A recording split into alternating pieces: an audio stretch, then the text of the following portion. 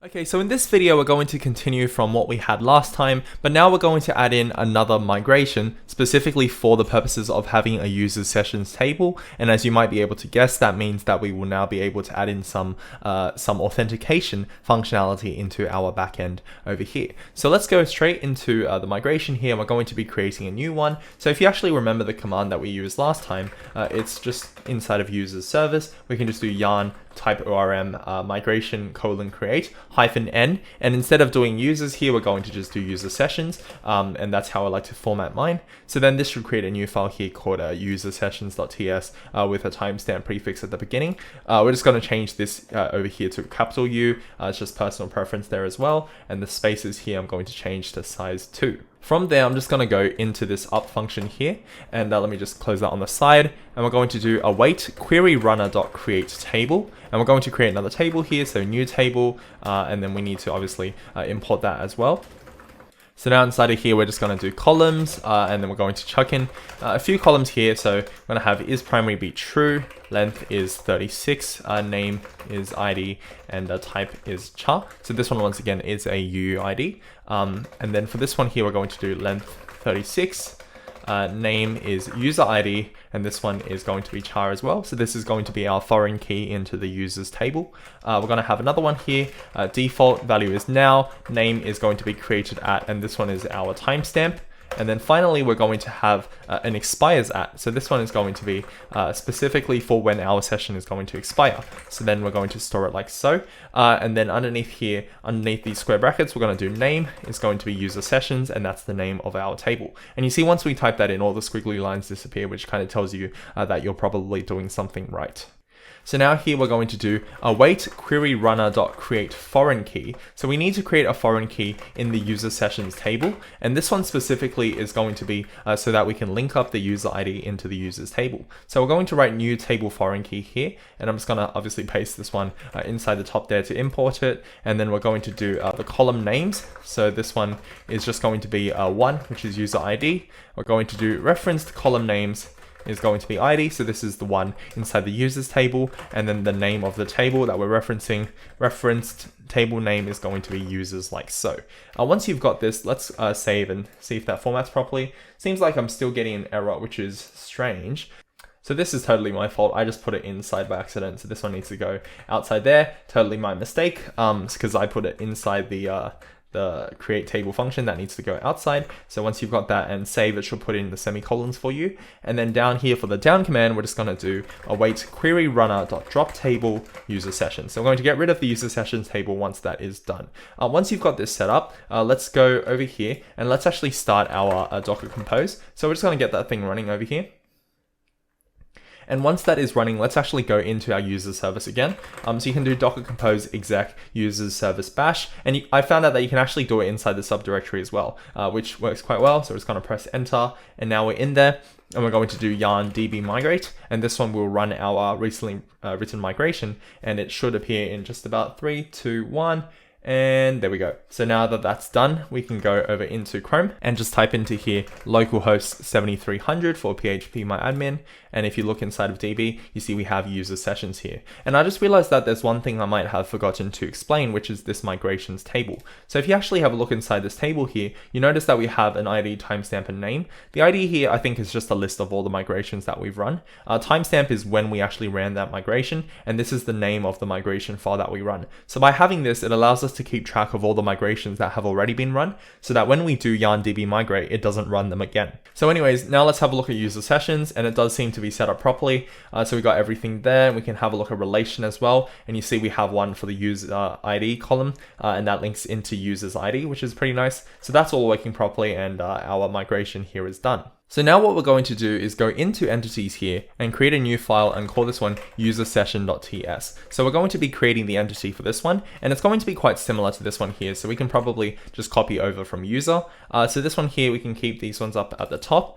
This one's going to be user sessions for the name of the table, and this one is going to be user session. So the table name, I prefer it to be plural. User sessions, obviously you can have more than one row, but then for the class name here, I usually like to do Pascal case, and obviously in the singular form here. So we have still our ID here like so, but this one here becomes a user ID.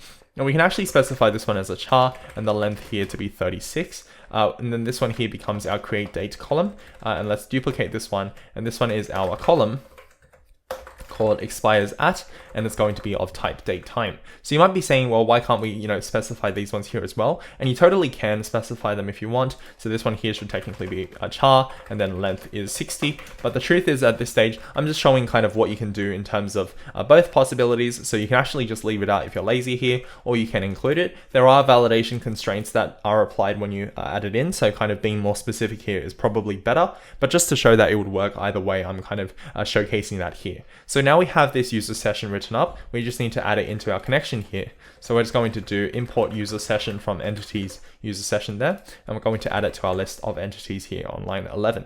So now what we're going to do is go into our routes file here, and we're going to be adding in a new route in order to create a session. So in order to follow the HTTP kind of, REST principles or REST protocol, however you want to call it here, we're going to actually do a post request to /sessions. So you can think of a session as a type of a resource that is managed by REST. And in this case here, by doing .post, that means we're creating a new copy of that resource. So we're going to do here app.post and then /sessions. So when you post to, say for example, let's say I did a post to /users, then that should be to create a new user. If I'm going to do a post to /sessions, then that's to create a new session. So that's what we're doing over here. And this one's just going to be pretty similar in terms of structure, something like that. And we're going to do a quick check here. So this one is going to take in a username and a password in the body. And if we don't get a username and a password, then we're going to return an error. And we're just going to say in here, invalid body. So we're going to start off like that. We're going to put another try statement here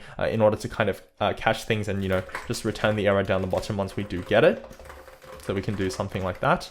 And inside of here, we're going to do const user is equal to, and we're actually going to use the same user repository because we're already using this one to find by user ID. In this case here, we're actually going to use it to find based upon the username and the password. So we're actually going to find based upon only the username. So request.body.username like so, and then we actually need to provide a second argument here. So the reason we need to specify a second argument is because if you remember, we actually did select false on the password hash, but this is one of those rare circumstances where we actually do need to use it. So what I'm going to do here is actually specify select, and I'm just going to bring this down to the next line, so it's probably a bit easier to read. Wonderful, let me do that. And then we're going to select two columns here. First one is ID and second one is password hash. And you'll see why we do that in just a second. Let that format. For some reason, it keeps taking me back here. Wonder what happens if I do that. Sometimes Prettier lets you there we go. So that's a bit easier to read. That's a bit weird with Prettier is that if you press enter, sometimes inside of objects, it kind of lets you format them differently, which is quite nice as well. But what we're going to do here now is just say, if we can't find this user, then we're going to return an error. And this error is going to say invalid username, which makes sense because at this point, we're basically doing a find based upon the username. And if we can't find it, then obviously that means the username just isn't there. So now the next thing we're going to do is compare the passwords that we have there. And we actually don't have a method to do that just yet. So what we're going to do is go into helpers here, and we're going to create a new file and call this one password compare sync.ts. And inside of this file here, we're going to be using a package called bcrypt.js. So I'm just going to open up this side thing over here. I'm going to go and close this session here. So Control D to exit that. And we're just going to add in yarn add bcrypt.js. We can do import bcrypt from bcrypt.js. And we should get an error, I think, because we don't have the types. So we're going to do yarn add -d at type/bcrypt.js as well. And now we should get that error disappearing. Awesome. And we're going to do const password compare sync. And we're going to be comparing the two passwords here. So the password to test is going to be a string. And then the password hash here is also going to be a string. And our comparison is going to be bcrypt.compare sync. And we're going to compare the two. So password test and password hash like that. And we're going to do export default password compare sync like so. So this is our file, and this one should be password to test, not password test. And let's grab password compare sync and let's import it here. So let's grab here and let's just do import this from hash root helpers, and we're going to paste that afterwards. And then down here underneath if !user, we're going to do if not password compare sync. So if the password, obviously, if they don't match, we're going to first pass in the password that we're going to test, and then the password hash over here like so. If this is the case, we're going to do return next new error, and we're going to do invalid password here like so.